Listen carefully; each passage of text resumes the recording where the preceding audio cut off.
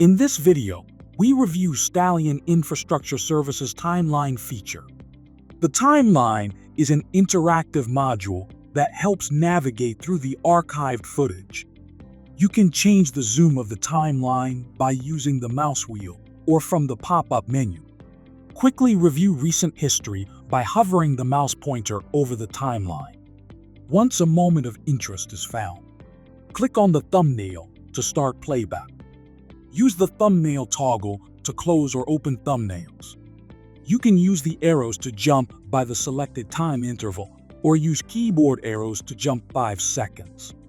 Also, you can drag timeline with your mouse or use the Find Scrubber button to quickly center the timeline on the screen. Yellow dots represent generic motion events. Pink dots represent recognized smart events.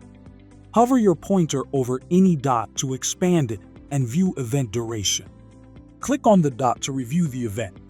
Playback speed can be changed from the camera toolbar.